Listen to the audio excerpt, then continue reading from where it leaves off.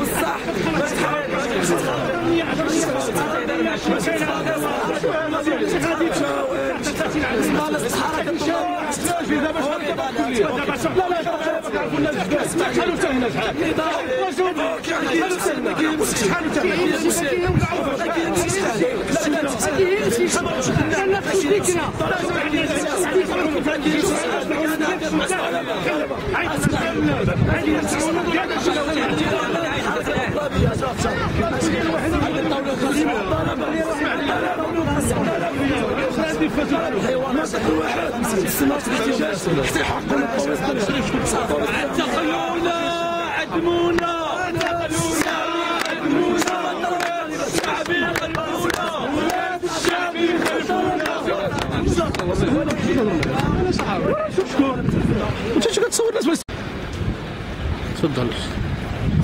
قلت لكم نحن كطلبة نتبرأ كل براءة من الذين استدعوا إلى الولاية ليقوموا بالتفاوض.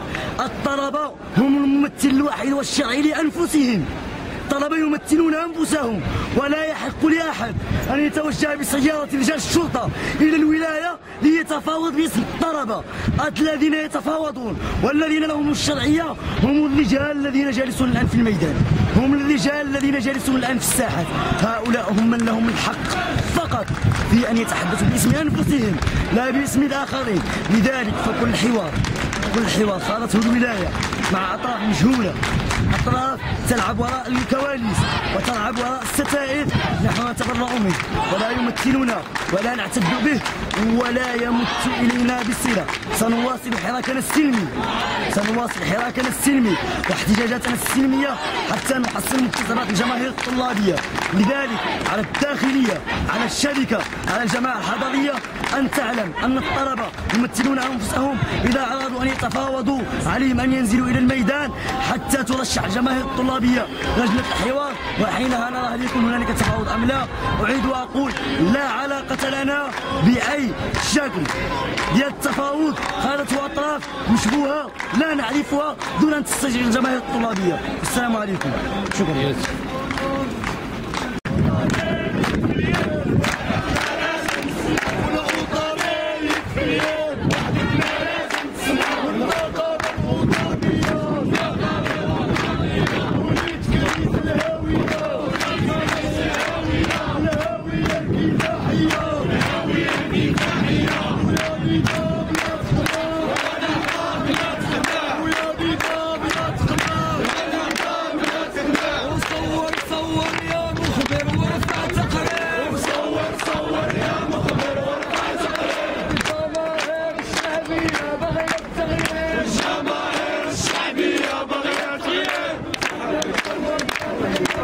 هذا بشير بخوي نقول له هذا صحافي بدي نتعامل معكم. حد المستجد كنت تحيه نضاليه الطلبه والطالبات من داخل اتحاد الطلبه المغربي. المستجد اللي كاين ولان كانت قبيله مسيره من داخل الكليه ديال العلوم، الرئاسه والعماده ديال الكليه ديال العلوم دعت للحوار الطلبه والطالبات. كان الحوار ما بين الكليه المسؤولين ديال كليه العلوم بالمكاتب العام والفريق ديالو، وعلى المستوى ديال الشركه ديال النقل كانوا جالسين الحديث ديالهم على النقطه ديال درهم ودرهم ونص. قال لك اودي حنا شادين المطلب ديال الطلبه هذه السيمانه هذه تعتكون الامكانيه ديال التفاوض على اعتبار ترجع التسعيره ديال درهم ودرهم ونص، وفي نفس الوقت تبقى البطائقيه سائره ديال العمل. بما ان الامتناع ديال الطالب على البطاقه هو ضروري، الاستمراريه في الاحتجاج الى غايه الركوب بدرهم ودرهم ونص، ماشي لاننا نوقفوا بل الاستمراريه ديال الاحتجاج حتى نوقفوا على المطلب ديالنا ونحققوه. وتحيه نضاليه ومستمره. تحيه للطالب وتحيه للطلبه والطالبات. كاين جوج نقاط خصني نركز معاهم على الطلبه والطالبات. اولا حنا ما عندناش مشكل مع المواطنين، حنا هاد السلطات هي خصها تفجر لنا المشاكل مع المواطنين. حنا ما عندناش مشكل مع المواطنين. لذلك اولا كندعو الطلبه والطالبات ما نبقاوش ندخلوا في نقاشات ثنائيه مع المواطنين. ثانيا خصنا نعرفوا ان الداخليه قادره تحل المشكل. اذا بغات تحل المشكل تحلو، ما تدوخش علينا. الداخليه اذا بغات تحلو غادي تحلو، وحنا خصنا نبين ان المساله هي مساله امن قومي، واننا ما غاديش نتزعزعوا، خصهم يفهموا هذه. لذلك اولا كنطالبوا الطلبه ان النفس خصنا نعرفوا ان النفس يكون طويل. هذا من جهه ثانيه كل طالب كيعرف طالب يجيبه. ولماذا اذا اضطررنا اننا نفتحوا فوق المعركه وتولي معركه شعبيه مع الساكنه؟ هاهي واحد الطالبه معانا جمعت التوقيع ديال الساكنه ديال مرتين وجمعت الان اكثر من 100 توقيع. لذلك افق المعركه هو مفتوح. خصنا نعرفوا ان حنا ما كندافعوش على شي مطلب باش يكون كما قال الطالب، حنا كنحصنوا. فهموا هذه الطلبه والطالبات، نحن نحصن المكتسبات الطلابيه. حنا اصلا كنكتبوا بدرهم 50، ما يمكنش شي واحد يجي يسرقنا. لذلك كندعوكم انكم تكملوا مشروعكم. ماشي كلشي غادي يمشي، وهاد الطلبه ماشي كلشي يمشي، كاين مناضلين تما وكاين طلبه تما. لذلك خصنا نثبتوا. تحية عالية، تحية عالية مرة أخرى لطاقم الاتحاد الوطني لطلبة المغرب. كما عشر الطالب صراحة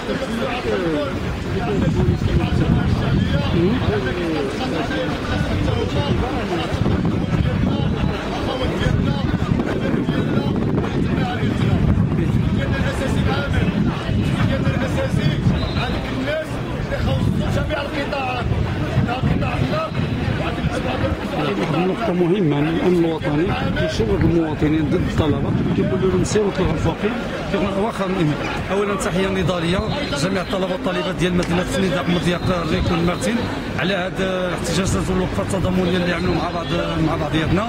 أنا أولا طالب مستقل كنحيي وكنضم مع الطلبة ديال مدينة تطوان والطلبة ديال مدينة مرتين وكذلك الطلبة ديال مدينة مضيق سنيدق. أنا يعني كنحتاجوا هنايا هو المشكل اللي عندنا هو مشكل عويج جدا، هو المشكل ديال النقل هو مشكل. يعني ما يمكنش الطالب يمشي يقرا في واحد الكليه اللي هي بعيده. مثلا كان نطلق شخصيا من طالب جامعي انا كنقرا في كليه مرتين كليه الحقوق وكنسكن في كاستياغو. ما يمكنش انا قطعت 3 المحطات ب 4 دراهم 12 درهم وزيد لها 4 دراهم باش توصل 24 درهم. يعني ما تقدرش يعني تجي واحد على الاقل 1000 درهم شهريا وما يمكنليش عاد ما قيمه ناكل ما نقلب ما داكشي. هذا الثمن هذا اللي كياخذ يعني الثمن يعني ماشي غالي، باهظ الثمن باهظ جدا. ولذلك انا كنادي بهذا المنبر هذا على جميع السلطات، وانا جميع السلطات باش تحاول يعني تتعامل وتزايد وتعاون معنا وعلى الشركه وتضغط عليها. حنا علاش وقفنا هنايا في الطريق هذه وطلعنا في الطريق وداكشي باش نحاولوا نضغطوا على السلطات، والسلطات المهمه ديالها هي توصل القرار اللي توصلت به. وانا كنظن ان هذه السلطات الامن الوطني ما هي وظيفته هي الحفاظ على امن الدوله وسلامتها، لكن نحن اين من هذا وذاك. لذلك انا اوجه النداء ان جميع عناصر الفرقه الوطنيه ديال الامن الوطني انهم يقوموا بتحريض المواطنين ضد الطلبه. لماذا؟ هذا سؤال يجب ان يجيبوا عنه صراحه. لماذا؟ يرسلون ويقولون انهم قتالة الطلبه كيتكرسوا على هذا الوطن العويص. لماذا؟ هذا مشكل يمكن ان نجيبوا عنه. الامن الوطني ليس موجودا في هذا البلد لانه لا يتضامن مع الطلبه، وهذا مشكل. وشكرا. السلام عليكم ورحمه الله. انا طالبه جامعه عبد الملك السعيد وفي نفس الوقت انا ساكنه في تطوان وكنقرا في مرتين. ما يمكنش انا زائد كنخدم في تطوان حيتاش محرومه من منحه من سنه 2005 وكل عام كنطالب بها باقي ما حصلتش على المنحه ديالي. ما يمكنش انني ما نحصلش على المنحه وبالتالي زيد لي التسعيره 4 دراهم. ما كيكفيش ان حنا من تطوان لمرتين نقدروا نخلصوا 4 دراهم ماشي مشكل، ولكن في وسط الاطار د مدينه مرتين انا خصني نسخر على ولادي غادي نخلص 4 دراهم وانا طالبه في نفس الوقت ما يمكنليش. زائد كنقرا في مرتين وكنقرا في مدينه تطوان. اذا جيت نعمل باسي كيقول لك خلص 100 درهم زائد 50 درهم زائد 100 درهم، فهذا يعني ارهاق وثقل ما نقدروش نتحملوه. واي طالب سواء كان بالمنحه او لا بلا منحه هذا فوق الكاهل للطلبه، لان الوالدين ديالنا باقي كيخدموا علينا، الازواج ديالنا رهقناهم ما نسفوا فيهم. حنا ما عندناش شي مطلب، لا حنا بارهابيين ولا حنا بفوضويين ولا حنا بعشوائيين. حنا طلبه كنطالبوا بان هذه التسعيره هذه غاليه بزاف علينا. حنا 58 وكانت قهرانا وما كناش قادرين عليها، فبالتالي 4 دراهم راه فوق المستوى المعيشي ديالنا. كنتحاور مع الناس د الطوبيسات كيقولوا لنا حنا جينا من مكناس، الناس كتخلص وما هنا ما كتخلصش. قلت له انا بعيني شهادة المراه كتبكي على الشكاره الخاص ديالها، خاصها تمشي من الشبر، خاصها تمشي من الاحرق نصها. ما يمكنش تينا هي عندها توتال